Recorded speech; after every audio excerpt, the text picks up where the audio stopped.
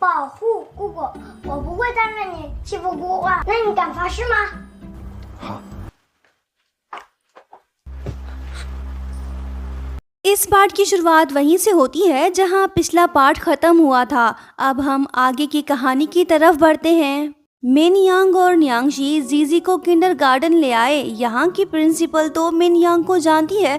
जीजी को वहाँ छोड़कर दोनों घर वापस लौट आए। न्यांगशी ने जीजी के लिए लंच तैयार कर लिया, लेकिन ये तो इस बात को भूल ही गई कि जीजी तो किंडरगार्टन में है।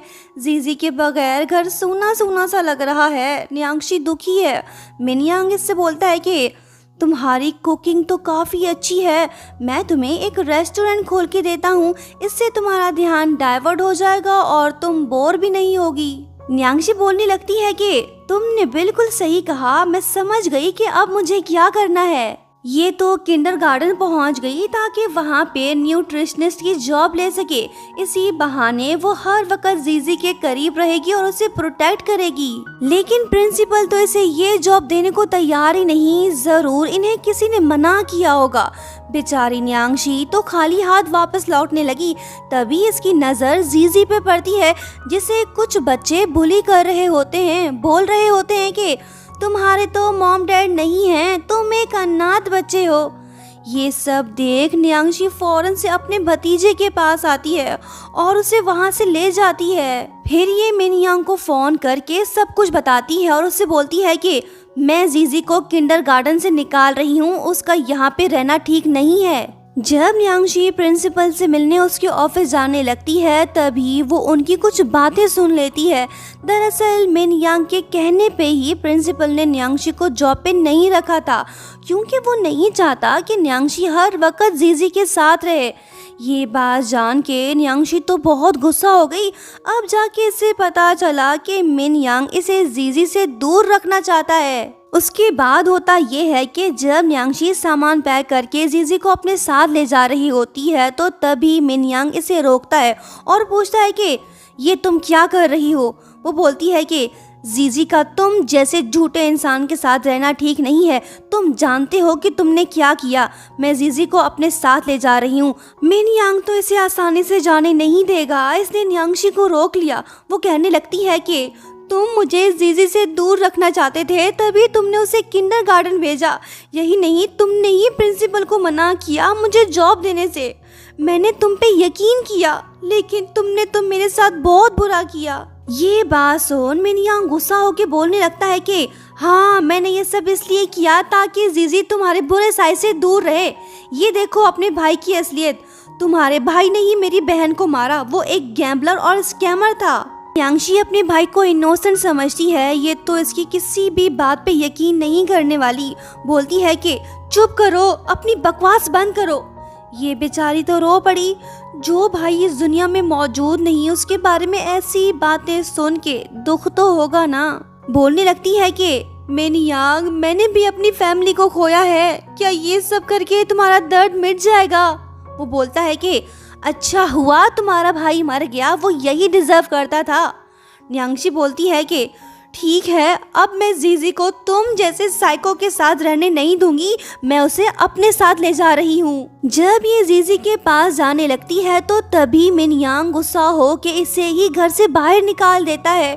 जीजी बेचारा रोने लगा, कहने लगा कि आप एक बुरे अंकल हो। आपने आंटी को घर से क्यों निकाला? मुझे मेरी आंटी वापस ला के दो। ये तो चुप ही नहीं कर रहा। मिन यांग को एहसास होता है कि उसने न्यांगशी के साथ गलत किया। जब ये बाहर जाने लगता है, तो तभी बारिश शुरू हो जाती है। थंडरस्टॉर्म की आवाज़ सुन के मिन यांग तो खौफजदा हो गया। अब ये बाहर कैसे जाए? खुद को संभालना होगा, हिम्मत करके बाहर जाना ही होगा।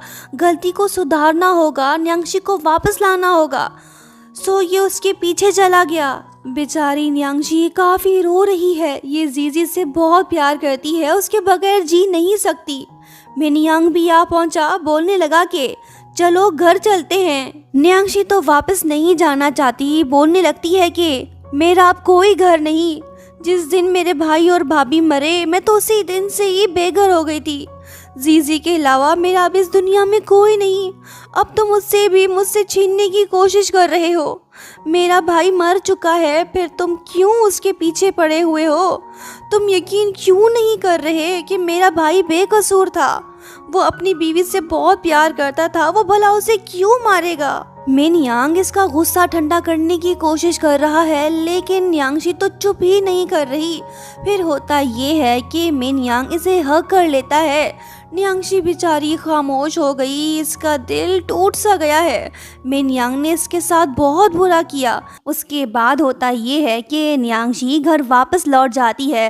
जीजी अपनी आंटी को प्रोटेक्ट करते हुए अंकल को धमकाने लगा कि मैं अब आपको उसे बुली करने नहीं दूंगा, आप मेरी आंटी से दूर रहें, उसे तंग ना करें। मिन यांग बोलता है कि ठीक है बेटा, आज के बाद मैं आपकी आंटी को कभी हर्ट नहीं करूंगा, आई प्रॉमिस कि मैं उसे प्रोटेक्ट करूंगा। जीजी बोलता है कि मुझे आप पे यकीन नहीं है, आंटी आप यहाँ आएं और इसे पनिश करें। न्यांगशी बोलती है कि बेटा काफ़ी रात हो गई है, चलो सोते हैं। जीजी सो गया। मिन यांग न्यांगशी को सॉरी बोलना चाहता है। इससे पहले कि ये कुछ बोलता तभी बारिश शुरू हो जाती है।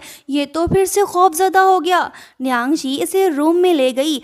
जब ये वापस जाने लगती है तो तभी मिन यांग इसका हाथ पकड़ के बोलने लगता है कि मैंने तुम्हारे साथ गलत किया, हो सके तो मुझे माफ़ कर देना। बादल भी गरज उठे। मिन यांग की हालत बिगड़ने लगी। न्यांगशी इससे पूछने लगती है कि तुम थंडरस्टॉर्म से इतना क्यों डरते हो? तुम्हें उस बॉक्स में छुपने की क्या ज़रूरत है? बताओ क्या बात है? मिन यांग बताने लगा कि मैं डब्बे में इसलिए छुपता हूँ ताकि मैं सेफ फील कर सकूँ। फ्लैशबैक में दिखाया जाता है कि मिन यांग के पेरेंट्स घर में आग लगने की वजह से मरे थे। तब वो और उसकी बहन भी वहीं पे मौजूद थे। बस उसी दिन से ये ट्रॉमा का शिकार हुआ।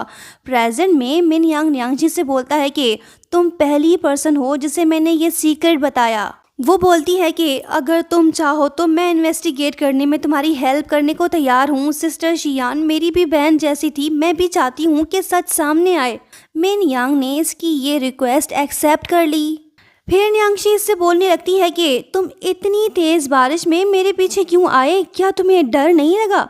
वो जवाब देता है कि उस वक़्त मैं सिर्फ तुम्हें तलाश करना चाहता था। लड़की को इसकी ये बात अच्छी लगी। देखते हैं कब इन दोनों को एक दूसरे से प्यार होता है। उसके बाद होता ये है कि मिन यांग न्यांगशी को ब्रदर यू जैंग के बैंक स्टेटमेंट और दूसरे डॉक्यूमेंट्स दिखाने लगता है। न्यांगशी को ये डॉक्यूमेंट्स फेक लगे, ये इन्हें वेरीफाई करना चाहती है। ये सिस्टर शियान की ऑफिस जा पहुंचती है ताकि आर्ट गैलरी के कीज ले सके। तभी वहाँ मिन यांग के अंकल आ जाते हैं। न्यांगशी तो छुप गई। वैसे ये इंसान बड़ा ही सेल्फिश है, इन्हें बस पैसों से मतलब है। इनकी पैदाइशी ख्वाहिश है कि ये शी ग्रुप के प्रेसिडेंट बने। कहीं उस इंसिडेंट के पीछे इनका तो हाथ नहीं था?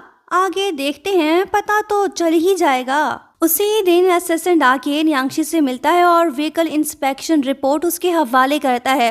वो पूछती है कि तुम ये रिपोर्ट मुझे क्यों दे रहे हो? असिस्टेंट बोलता है कि मैं ये रिपोर्ट मिन यांग को नहीं दिखा सकता क्योंकि तुम्हारा भाई जिस कार को ड्राइव कर रहा था वो कार मिन यांग का था। इस रिपोर्ट में लिखा हुआ है कि कार में खराबी की वजह से एक्सीडेंट हुआ। अगर ये बात मिन यांग को पता चली तो वो अपने आप को कभी माफ़ नहीं कर पाएगा। तुम तो उसकी पर्सनैलिटी के बारे में जानती हो ना, वो तो यही सोचेगा कि उसकी वजह से उसकी बहन मरी। तुम उसके लिए स्पेशल हो। सही वक्त आने पे तुम उसे ये बात बता देना। ये बातें सुन के न्यांगशी तो घबरा गई। अब ये कैसे मिन यांग को ये सब बताए? ये बात इसे परेशान कर रही है।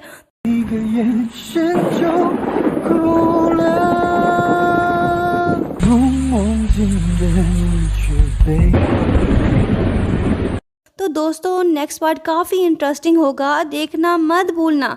लाइक शेयर सब्सक्राइब और हाँ प्यारा सा कमेंट करते हुए जाना। Thank you so much for watching. Bye bye.